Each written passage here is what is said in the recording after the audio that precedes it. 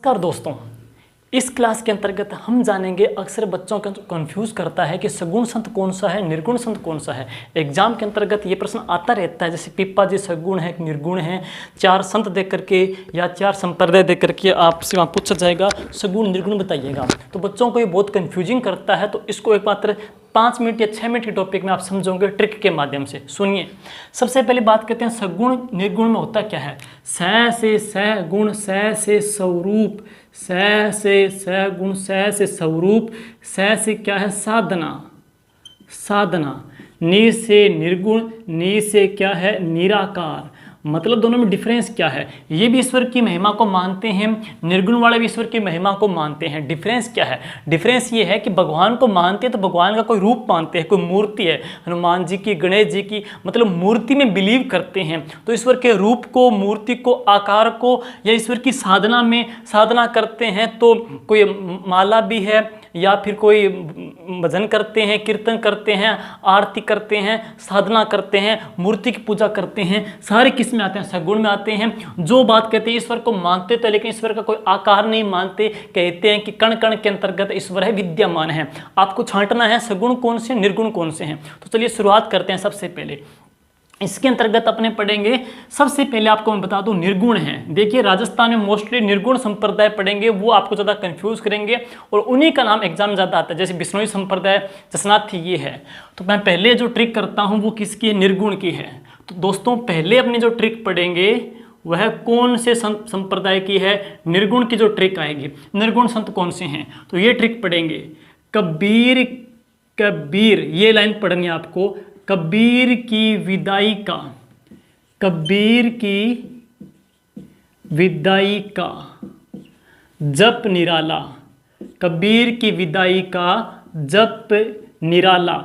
इस लाइन से जितने जो संत या संप्रदाय निकलेंगे सारे के सारे कौन से होंगे? सारे के सारे किस धारा के होंगे? निर्गुण धारा के होंगे। देखिए साथियों, कैसे तो कौन सा हो गया? कबीर है, तो कैसे तो कौन सा आ जाएगा? कबीर आ जाएगा है। रै से अपने पढ़ेंगे तो कौन सा निकलेगा? रैदास है।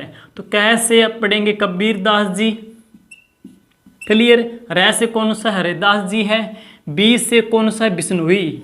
बी से संप्रदाय कौन सा आ जाएगा दोस्तों? बिश्नोई संप्रदाय आ जाएगा है। दा से 2 पढ़ेंगे, दा से तो 1 पढ़ेंगे, दादू संप्रदाय है, दादू संप्रदाय। एक संत भी आ जाएगा दै से, मैं कौन सा निकालूंगा? धन्ना जी। तो दै से कौन सा करेंगे? धन्ना जी भी आ जाएगा है। बिश्नोई भी है, दादू भी, धन्ना जी भी है। इसके बाद जय से देखिएगा, जय से पढ़ेंगे दोस्तों तो कौन सा आ जाएगा? जसनाथी संप्रदाय। जय से जसनाथी संप्रदाय आ जाएगा। पै से कौन सा है? तो पै से है परनामी संप्रदाय। पै से परनामी संप्रदाय भी दोस्तों, और पै से यहाँ पे मैं एक और लिखूंगा, वह कौन संत हैं? पिप्पा जी भी हैं। तो पिप्पा जी भी आ गए, धन्ना जी भी आ गए, रैदास जी भी आ गए, कबीर भी आ गए। ये सारे किसके आ रहे हैं? निर्गुण धारा के आ रहे हैं। नी से सुनिए दोस्तों, नी से आप पढ़ेंगे निरंजनी संप्रदाय।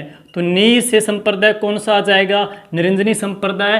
रा से पढ़ेंगे तो कौन सा है? राम स्नेही। तो रा से पढ़ेंगे दोस्तों तो कौन सा आ जाएगा? राम स्नेही संप्रदाय आ जाएगा। और ला से पढ़ेंगे तो ला से कौन सा है? लालदासी संप्रदाय। तो ला से दोस्तों लालदासी संप्रदाय। ये जितने जो संत पढ़ेंगे ये सारे किस धारा के आ रहे हैं? निर्गुण धारा के आ रहे हैं। वापिस सुनिएगा, कैसे? कबीर, लाइन क्या है? कबीर की विदाई का जप निराला। मैं तो यूं कहूंगा, अगर आपके ये एक लाइन याद हो गई तो आपके सगुण भी याद हो जाएंगे, निर्गुण भी याद हो जाए, सॉरी सगुण निर्गुण दोनों भी याद हो जाएंगे। वो कैसे? ये सुनिए, फंडा सिंपल सा है। कबीर है, बी से बिश्नोई भी बात कर सकते हो, मैंने यहाँ पे कर दिया है।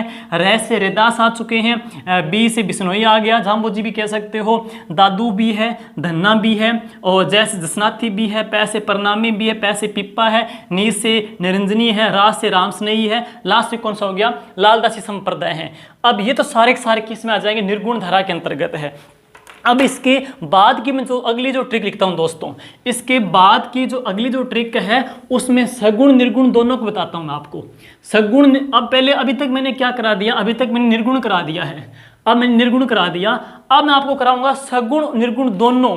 ऐसे संप्रदाय, ऐसे संत या संप्रदाय जो सगुण में भी आते हैं और निर्गुण धारा में भी आते हैं, सगुण निर्गुण दोनों में आते हैं, वो सुनिए। दोनों धारा के संत कौन कौन से हैं? अगर ये पढ़ लेंगे तो बचेंगे कौन से, सारे सगुण में आ जाएंगे। सिंपल सी बात है। देखिए सगुण निर्गुण इन दोनों के अंतर्गत पढ़ेंगे तो कौन सा आ जाएगा दोस्तों, चरणदासी संप्रदाय।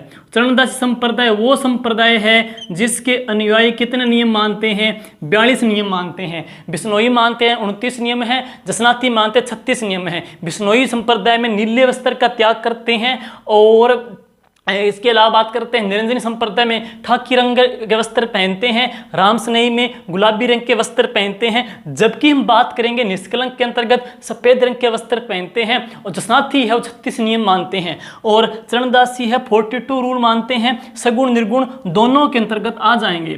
चरणदासी के अलावा हम पढ़ेंगे अगला संत है संप्रदाय दोस्तों, तो वह कौन सा है, निष्कलंक है, निष्कलंक संप्रदाय। और निष्कलंक संप्रदाय की स्थापना संत मावजी ने की थी। और इसके जो अतिरिक्त एक महिला संत आएगी, और उसका नाम क्या, भूरी बाई है।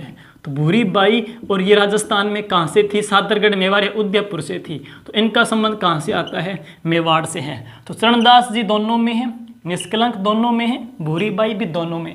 अब जो बचेंगे पीछे सारे के सारे किसके अंतर्गत आ जाएंगे, सगुण में। लेकिन सिंपल सी मैं ट्रिक बताऊंगा जिसमें आपसे पूछे कि राजस्थान के ऐसे संत जो सगुण में आते हैं, राजस्थान के ऐसे संत जो सगुण में आते हैं वो सुन लीजिए। सिंपल सी बात है। तो राजस्थान के ऐसे संत जो सगुण में आते हैं तो दोस्तों कौन है, मीराबाई है। तो दोस्तों कौन है, गौरीबाई है। तो दोस्तों कौन है, इसके अलावा मीराबाई भी है, गौरीबाई भी है, और भक्त कवि दुर्लभ जी है। तो भक्त जो कवि है दुर्लभ जी, ये राजस्थान के ऐसे संत हैं जो कि किस में आते हैं, सगुण के अंतर्गत आते हैं। बाकी तो निम्बारक भी है, वल्लभ संप्रदाय भी है, और रामानुज वाला भी पढ़ लेते हैं, वो भी इसके अंतर्गत आते ही आते हैं। तो यह जो बातें रहेगी सगुण निर्गुण में आपको कन्फ्यूजन रहेगा, एक बार ट्रिक देख लीजिएगा, एग्जाम के अंतर्गत कुछ ना कुछ आपके जरूर हेल्प करेगा। वीडियो अगर अच्छा लगे तो आप लाइक भी कीजिएगा, कमेंट भी कीजिएगा। आपका एक कमेंट मेरे लिए बहुत बड़ी मोटिवेशन उत्साह करता है। आगे भी ऐसी ट्रिक आगे आपको मैं देता रहूँगा ताकि एग्जाम के अंतर्गत है ये गलतियाँ आपकी नहीं रहे। तो थैंक यू दोस्तों, जय हिंद, जय भारत।